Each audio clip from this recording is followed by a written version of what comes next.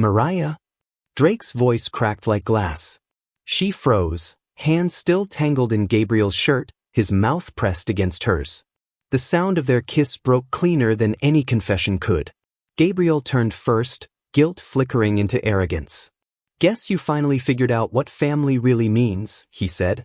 Drake didn't blink. "Yeah," he whispered. "It means betrayal." Before we begin, please like, subscribe and tell me in the comments. Where are you watching from? United States, Canada, Malaysia, UK, Australia, Jamaica. Drake Collier woke to the sound again. The faint hum of the refrigerator door, the soft scrape of ceramic against tile, the whisper of bare feet across cold floorboards. It was 2 a.m. exactly. The same time. Every night. At first, he told himself it was nothing. Just Marielle unable to sleep again. She'd been restless lately, too quiet at dinner, too distracted when he spoke, always scrolling her phone when she thought he wasn't watching. Still, he told himself that love was built on patience. That silence didn't always mean distance. But the silence had started to sound like something alive. Drake stared at the ceiling, heartbeat syncing with the tick of the wall clock. He listened. One drawer opened. Then another. The soft sound of running water. And then, a faint laugh. It wasn't a full laugh, not like joy. It was the low, breathy kind people made when they didn't want to be overheard. He sat up. His throat went dry. It had been months of this. The exact same routine. 2 a.m. every night. Marielle slipping out of bed like a ghost, disappearing into the kitchen, then returning just before dawn. He'd asked her about it once, in a tone that was half curious, half hurting. She hadn't even looked up from her coffee. "You're overthinking again, Drake. You always do this." That was her phrase. "You always do this." It made him feel like a problem instead of a partner. He had told himself to let it go. Until tonight. He swung his legs over the bed, the floor cold against his feet. The house was dark except for that glow bleeding from beneath the kitchen door. He stood still for a moment, listening to the quiet ache of the house breathing. His palms were clammy. His heartbeat sounded too loud. Marielle had always been the kind of woman who moved through a room like a secret, composed, deliberate, graceful. When she loved him, it had been consuming. When she withdrew, it was just as absolute. Lately, the distance between them felt like another body in the house. Drake stepped quietly into the hallway. Halfway down, he froze. There was a voice. A man's. But muffled. Somewhere between the refrigerator hum and the clicking of a spoon. He couldn't make out the words, but the tone, it was intimate. Familiar. Like someone talking to a memory they weren't supposed to keep alive. He took one slow step forward. Then another. From where he stood, he could see the kitchen lights stretching across the floor, painting his bare feet gold. He heard her whisper now, soft, pleading, something that sounded like "not tonight," and the man's voice, quiet but firm. "You said this would end soon." The floor creaked under Drake's weight. The voices stopped. He backed away quickly, pulse slamming in his chest.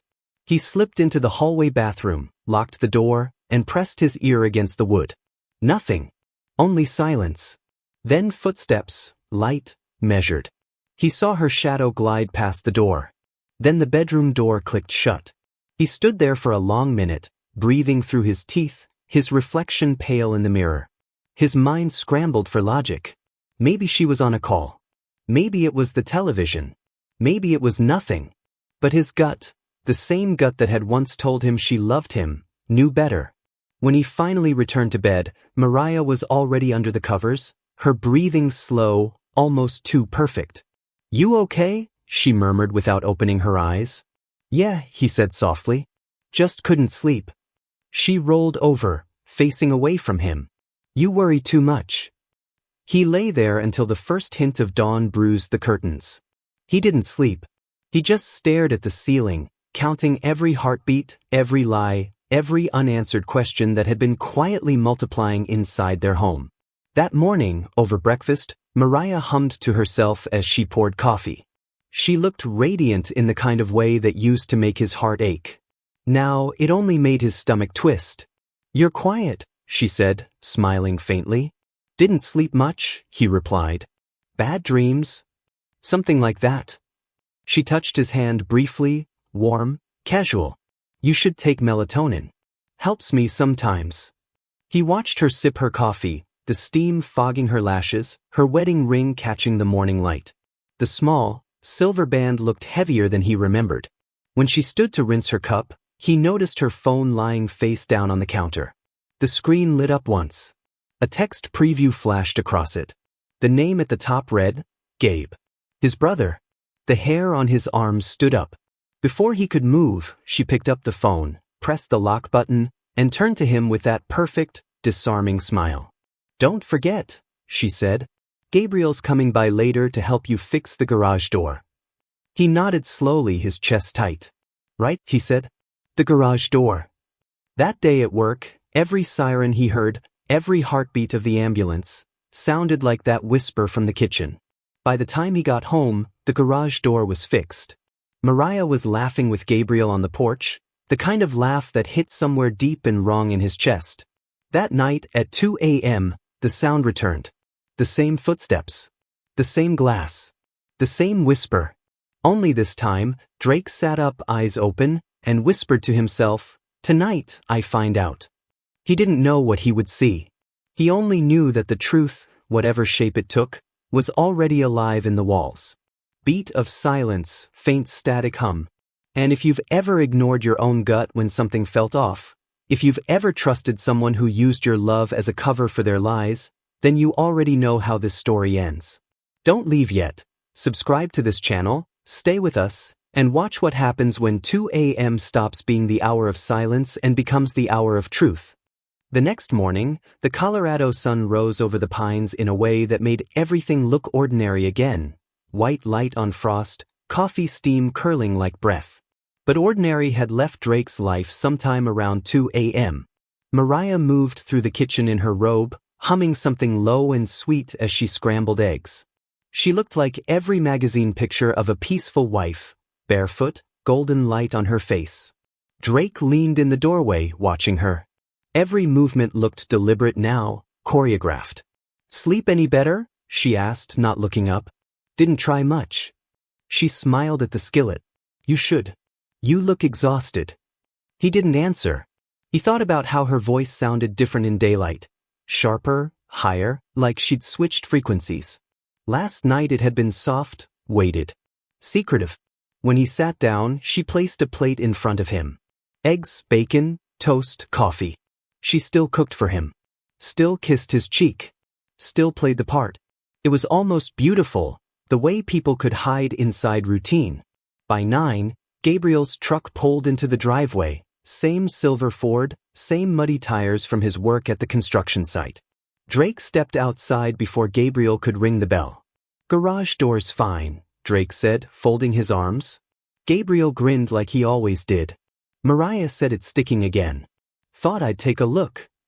His brother's grin had always been easy, boyish, friendly, the kind that made people trust him before they should. He still had the same sunburn from last week's job, the same careless swagger. But something about his eyes, quick, assessing, made Drake's gut twist. Marielle called from the kitchen. "I told him it was acting up again." Drake turned, nodded once, then faced Gabriel. "It's fine." Gabriel shrugged, hands slipping into his jeans pockets. "Then maybe I'm just here for the coffee." They went inside. Marielle poured him a mug without asking, set it in front of him like she'd done 100 times before. Gabriel thanked her with a grin that lingered too long. The three of them sat together at the table, the air thick with unspoken things. Gabriel talked about the weather, the mountain roads, some new guy at his site who didn't know how to handle a chainsaw. Marielle laughed at the right spots, her hand brushing Gabriel's once when she reached for the sugar. Drake watched it happen like it was a play written for someone else's life. When Gabriel left, Marielle turned to Drake, arms crossed. "You could at least pretend to be friendly." "I didn't know I wasn't." She frowned. "You barely spoke." He smiled thinly. Didn't want to interrupt. Her eyes narrowed. For a moment, something cold flickered there, something unguarded. Then she sighed. "Drake, he's your brother. Try not to make everything so heavy." He almost laughed. "Heavy?" as if the weight wasn't the only thing holding him together. That night, he sat alone in his truck outside their house long after Marielle went to bed. Snowflakes hit the windshield in slow motion. He could see his own reflection in the glass, tired eyes, unshaven jaw, a man trying to pretend his life wasn't unraveling thread by thread. At midnight, he went back inside. The house was dark except for the faint light under the kitchen door again. He didn't move closer this time. He just listened. He heard her voice, soft, quick. No, he doesn't know. Stop worrying. Then Gabriel's voice, low, urgent. He's not stupid, Marielle. He's going to figure it out. Drake's heart slammed in his chest. He backed away before the floor creaked again, returned to the bedroom, and sat on the edge of the bed until dawn. When she woke, he pretended to be asleep. The next few days blurred. Marielle was all brightness and calm, as if nothing had changed. She packed his lunches, asked about his shifts, texted him midday, "You doing okay, love?" But every night that same sound. The floor creaking. The refrigerator hum. The whisper of her voice bleeding through the dark. Then came Friday night. They had dinner with Gabriel at his place. The table was crowded with beer bottles, old photographs, and the smell of grilled meat. Gabriel cracked jokes. Marielle laughed like it was reflex. Drake smiled when he needed to, nodded when expected. Halfway through the meal, Gabriel said something that froze Drake's fork midair. "You remember that cabin Dad left in Gunnison?" "Yeah. I've been thinking of selling it," Gabriel said. "Might be time to cash in." Drake frowned. "That's not yours to sell. It's both of ours." Marielle's hand touched Gabriel's arm lightly. "He just means we could use the money, Drake. It's sitting empty." That single word landed like a slap. Gabriel didn't correct her. He just smiled, that small, knowing smile that made Drake's chest burn. After dinner, as they said goodbye, Gabriel clapped him on the shoulder. "You worry too much, little brother. It's just property." But his tone said it's already done. When they got home, Marielle undressed quietly, back turned to him. "Don't start," she said before he could speak. "Start what?" "Whatever fight you're rehearsing in your head." He stood there for a long moment, then said softly, "Just tell me the truth." She turned then, her face perfectly blank. "About what?" "The kitchen. 2 a.m. Who you're talking to." Her lips curved, not quite a smile. "You're hearing things again, Drake." "I'm not." "Maybe you're stressed. You've been overworked." He shook his head. "I heard him. I heard Gabriel."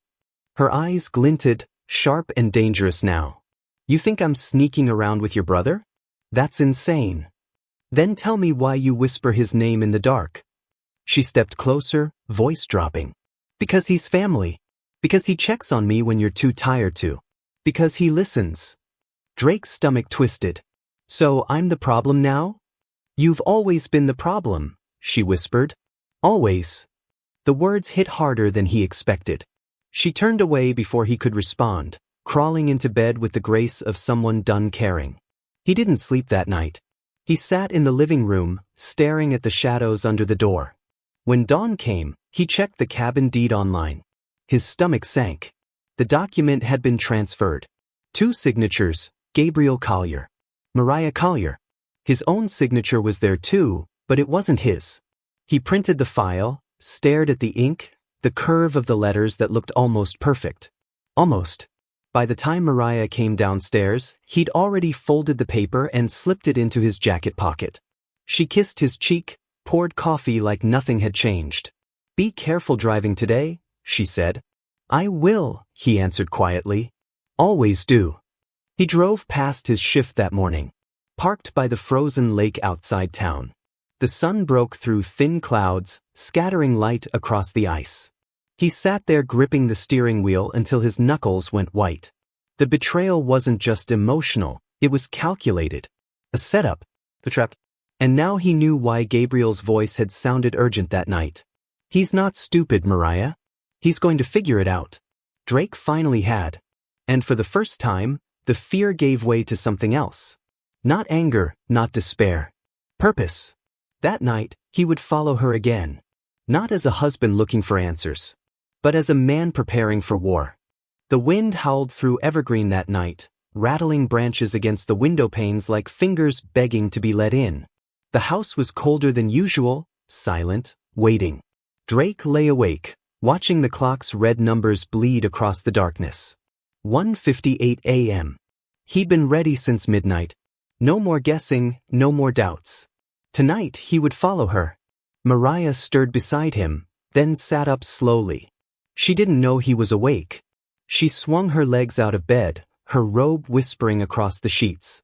She moved like someone repeating a rehearsed scene, soft steps, careful hands, not a single floorboard creak. Drake waited until she reached the hall before he stood.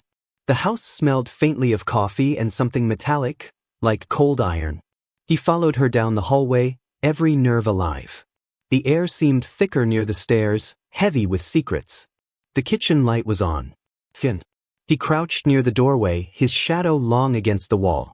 He could see her back, her hair loose, her posture tense. She was whispering, her voice trembling this time, not smooth and measured like before. Then came the second voice. Familiar. Gabriel. Drake's stomach turned to ice. He leaned closer, careful not to make a sound. The voices became clearer. You said he'd sign it, Gabriel whispered. I will handle it, Marielle snapped back softly. He doesn't suspect anything. Doesn't suspect? He's watching you, Raya. He called me out yesterday. Her tone shifted. Then make him trust you again. Play the brother act. He always folds. Drake's grip tightened on the wall. His pulse hammered in his ears so loudly he thought they'd hear it.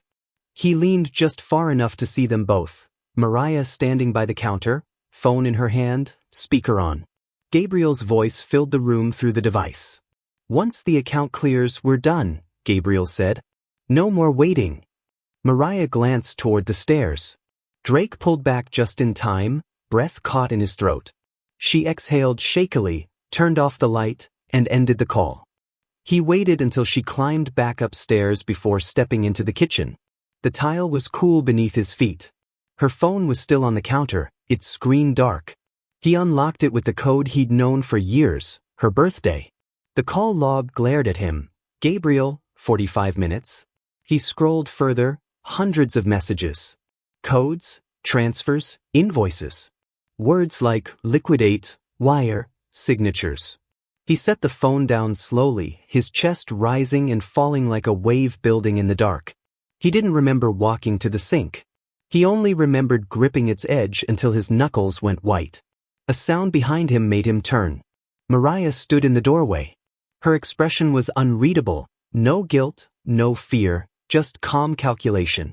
Can't sleep again? He forced a smile. Guess not. Her eyes flicked to the phone on the counter. You shouldn't go through my things. You shouldn't lie to my face. For the first time, something flickered behind her eyes, anger. But it was controlled, almost professional. You're tired, Drake. You've been working too much. You're imagining things. He laughed once, short, sharp. Am I imagining my brother's voice too? Silence. She tilted her head, the faintest smile playing on her lips. You're hearing what you want to hear. No, he said quietly. I'm hearing the truth. She took a slow step closer. You don't want the truth. Trust me. He looked at her the way a man looks at a fire that's already burned his house down. No fear left, only awe that it ever felt warm. Tell me why, he whispered. She didn't blink. Because you made it easy. He froze. What does that mean? Her voice dropped lower. You never checked the accounts. You trusted Gabriel with the business deal. You trusted me to manage the papers. You signed whatever I put in front of you. She smiled now, soft and venomous. You handed us everything. I just took what you offered. Drake felt the ground tilt beneath him. You planned this. Both of you. Marielle shrugged. Plans evolve. He stepped closer. You used me. I loved you, she said quietly. But love gets boring when it's one-sided. The room seemed smaller suddenly, the walls closing in around the kitchen table where they'd once shared Sunday breakfasts. He took a step back, gripping the counter to keep from shaking. So what happens now? She tilted her head again, almost curious. You'll keep pretending everything's fine. That's what you do best. He stared at her for a long moment. Then he said, "You think I won't fight you? I think you don't know how." And with that, she brushed past him, heading upstairs, the scent of her perfume trailing behind like smoke after a match is struck. Drake stood there, motionless. He didn't cry. Didn't yell. He just stared at the faint reflection of himself in the kitchen window, a man half lit by the truth. That night, he didn't follow her back to bed. He sat in the dark until the sun began to smear pale color across the mountains. By morning, he had a plan. He called an old friend from the station, Tessa, the paramedic who'd known him long before Marielle. She listened quietly as he explained everything. "You're saying your wife and your brother are, what, stealing from you?" "I'm saying they already did." "Drake," she said softly, "you need to protect yourself. Emotionally, legally, everything." He nodded. "That's the plan." That evening, he set up a small recorder under the kitchen counter, another one in the living room vent. If Marielle and Gabriel wanted to keep whispering in the dark, he'd let the dark listen back. At 2 a.m. sharp, the sound returned. The steps. The whisper. He didn't move this time. He just lay there, staring at the ceiling, letting the recorder do its work. By morning, he played it back. Marielle's voice. Gabriel's voice. The words clear as confession. Once he's declared unfit, the accounts transfer automatically. "Are you sure? He's breaking. It won't take much longer." Drake stopped the playback. His hands trembled. Declared unfit. They weren't just stealing from him. They were trying to erase him. He leaned back in the chair, exhaling a breath that felt like years of denial leaving his body. He finally understood. It wasn't about love. It was about control. He stood, walked to the window, and watched snow begin to fall again, soft and quiet, like the world was trying to cover what had happened inside this house. Then slowly he smiled. A small, dangerous smile. Because they thought he was breaking. But they had no idea what it looked like when a man decided he wouldn't shatter. Slow inhale, quiet pause, faint music under voice. If you've ever trusted someone so deeply that their betrayal made you doubt your own mind, if you've ever felt the floor vanish beneath your feet while they told you were just tired, then you know what Drake felt standing in that kitchen. Don't look away now. The worst is still coming. And if you want to see how darkness finally gets cornered, how truth claws its way back to light, subscribe to this channel, stay with us. Because next time you wake at 2 a.m. and hear a whisper downstairs, you'll think of this story, and you'll listen. Drake sat at the table as the recording played, the faint hiss of static between every word. His hand trembled around the phone, the tiny speaker turning their whispers into knives. Marielle's tone was all calculation. Gabriel's was all hunger. He'd listened to the clip so many times now that the words had started to lose shape, until they hit the same line every time. Make him think he's losing it. It was Gabriel's voice, steady, confident, and Marielle's soft laugh that followed. Drake shut off the recorder and leaned back, staring at the ceiling fan spinning lazily above him. The morning light cut across the table, slicing his coffee mug in half, shadow on one side, light on the other. He wondered which side of that line he'd been living on all this time. Tessa sat across from him, her brows furrowed. "You're sure this is your brother?" Drake nodded slowly. "I'd know his voice anywhere." She exhaled. "And you think this is about money?" "It started with money," Drake said. "But it's about control. Always was." Tessa leaned forward, her voice softening. "You need to bring this to someone. A lawyer, the police, some..." He shook his head. "Not yet. I need to see how deep this goes." The truth was he wasn't ready. There was a piece of him, stupid, loyal, broken, that still wanted to believe Marielle wasn't capable of this. That maybe Gabriel had twisted her the way he twisted everyone else. But every whisper on that recording said otherwise. That night, he returned home before sunset. Marielle was in the kitchen again, humming to herself as if she could drown out the sins in her throat. He set his jacket down. "Smells good. Chicken pot pie," she said without turning. "Your favorite." He smiled faintly. "Haven't had that in a while." She glanced over her shoulder, smiling. "I thought we needed something comforting." He nodded. Comfort's nice.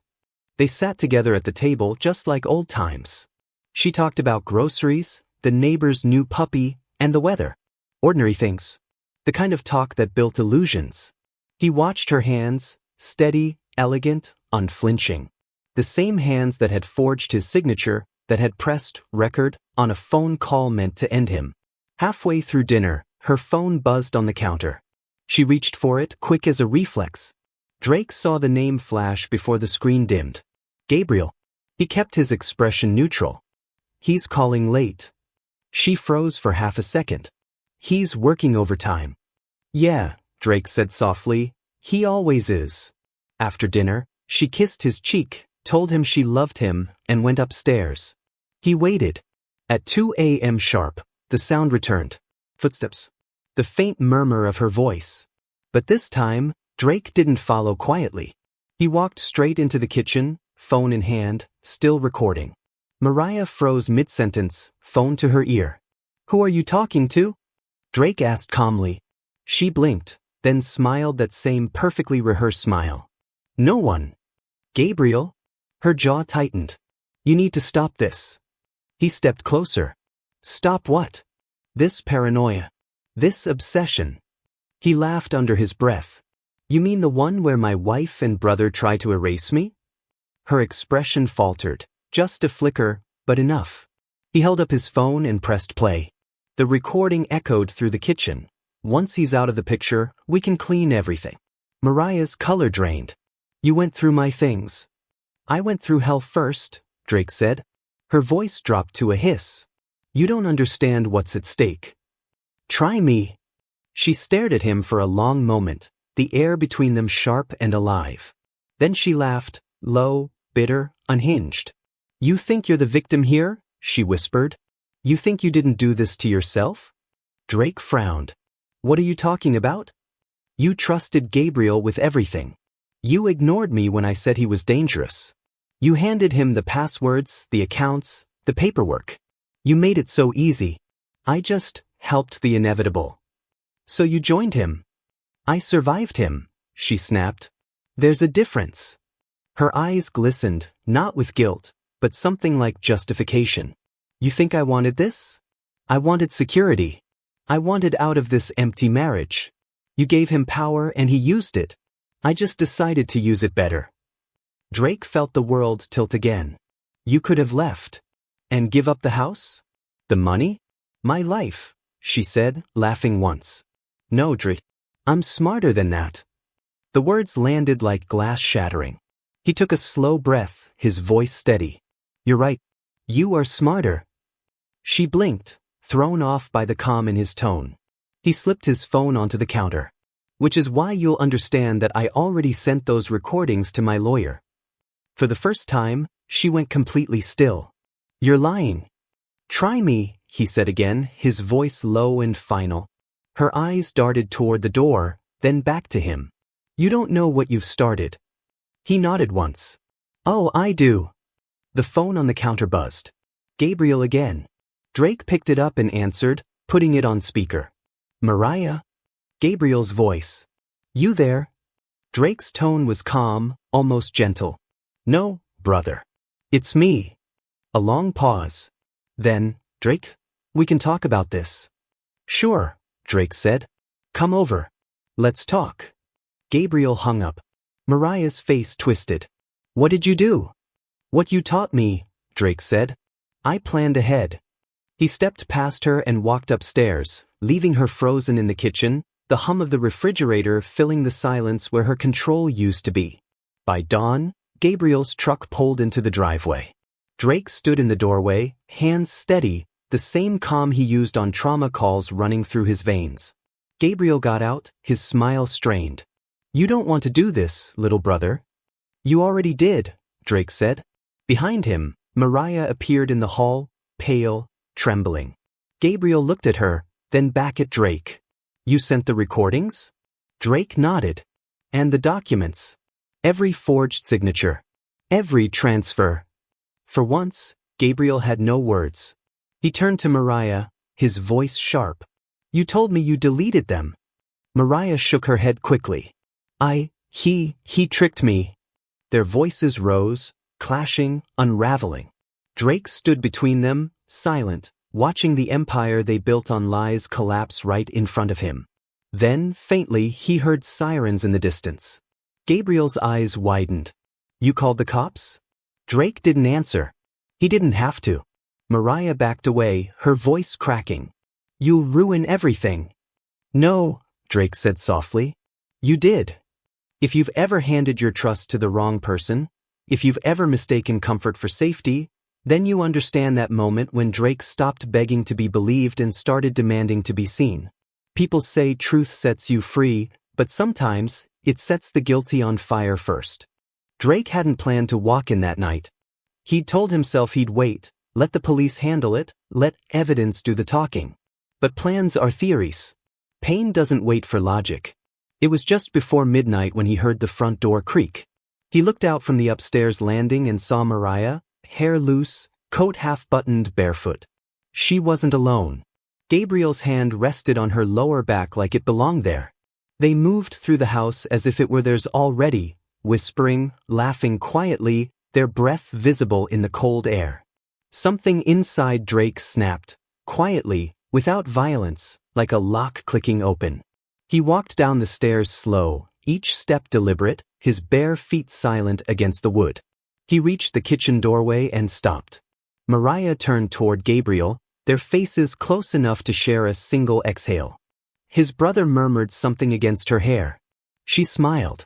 Then she kissed him. It wasn't the first betrayal Drake had witnessed, but it was the loudest.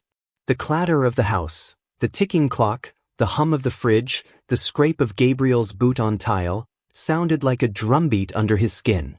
He stepped forward. Don't stop on my account. Marielle flinched away. Gabriel froze, hands still on her waist. The silence that followed felt like the whole house holding its breath. Drake's voice was low, steady, too calm. Now it all makes sense. The whispers, the lies, the papers, it wasn't just money. You wanted everything. Gabriel raised his hands. Drake, listen. No, Drake said. You do the listening for once. He reached into his pocket and pulled out the phone. With one tap, the kitchen filled with their own voices. Once he's out of the picture, we can clean everything. He's breaking, Marielle. It won't take much. Marielle's knees buckled. She grabbed the counter for balance. Gabriel's face drained of color. Who did you send it to? Gabriel demanded. Everyone who matters, Drake said. Lawyer. Police. Tessa. Marielle's voice came out small now, brittle. Drake, you don't understand. Oh, I do, he interrupted. I understand that you used my love like a weapon and my brother like a shield. I understand that you both decided I was disposable. Gabriel took a slow step forward. You're angry. Fine. But this doesn't have to go any further. Drake's eyes flashed. It already did. Outside, headlights flickered across the snow. Sirens wailed faintly in the distance, growing louder. Gabriel turned toward the sound, panic flaring. You called them. Drake didn't answer. He didn't need to. Marielle pressed her palms to her temples. You can't do this. They'll arrest us. They'll arrest him too, Gabriel snapped, pointing at Drake. You think he's clean? He signed everything. He's part of it. Drake smiled, a small, tired thing. I signed nothing. You forged everything. The investigators already know. The sirens stopped outside. Red and blue light washed across the kitchen walls. Gabriel's eyes darted to the back door. We can still fix this. No, Marielle whispered. It's over. He grabbed her arm. Don't you dare fold now. She yanked away, her voice breaking. You promised me he'd never find out. Drake stepped between them, voice rising. Promised? You promised me forever. Marielle turned on him then, fury twisting her face. Forever was a fairy tale, Drake. You stopped trying years ago. You buried yourself in your work and left me alone with a man who saw me. Gabriel smirked. You're welcome. Drake's fist connected with his jaw before thought could stop it. Gabriel staggered back into the counter, blood smearing the corner of his lip. You always were the golden boy, Gabriel spat, straightening. Dad's favorite. The one who got everything without trying. I just evened the score. You stole my life, Drake said. No, Gabriel growled. I took it back. The pounding on the door interrupted them. Evergreen PD. Open up. Drake stepped aside, letting the officers in. Marielle tried one last time. Drake, please. Don't let them take me. I can fix it. I can make this right. He met her eyes, searching for a trace of the woman he once loved. There was nothing left but the hollow echo of her ambition. You already did this, he said softly. The officers moved fast. Gabriel resisted, swearing, struggling as they cuffed him. Marielle didn't fight. She just stood still, tears cutting clean lines through her makeup as they read her rights. When they led them both out, Gabriel looked over his shoulder. You'll regret this, little brother. Drake's voice was barely a whisper. Not anymore. The door closed behind them, leaving the house silent. For the first time in months, the silence wasn't a threat. It was peace. He sank into the kitchen chair, staring at the window. The snow outside glowed faintly in the blue-red light of the departing police cars. When they were gone, only moonlight remained. He poured himself a glass of water, the same way Marielle used to. His reflection in the glass looked older, steadier, alive. He thought of every time she'd called him paranoid, every time Gabriel had called him naive, every night he'd doubted his own sanity. Now, the truth was louder than all their lies combined. He walked through the house, switching off the lights one by one. When he reached the bedroom, the bed was cold, half empty. But the emptiness didn't hurt this time. It felt earned. He sat on the edge, the faint smell of her perfume still clinging to the pillow. At 2 a.m., his eyes caught the clock's glow. He stood, walked to the kitchen one last time, and turned on the light. The room looked smaller, harmless. The hum of the refrigerator sounded almost kind. He stood there in the quiet, the place where everything had fallen apart, and come back together. He whispered to no one, the dark never owned me. Outside, snow kept falling. The world didn't care who had won or lost, but inside that kitchen, Drake had reclaimed something that mattered more than revenge, clarity. When the morning came, he called Tessa. It's done, he said. I saw, she answered. They're both in custody. Good, he said. Then, after a pause, thank you. She hesitated. How are you holding up? He looked around the kitchen, at the cup on the counter, the faint light creeping across the floor. Breathing, he said. That's a start. He hung up, stepped outside, and let the cold hit him full in the chest.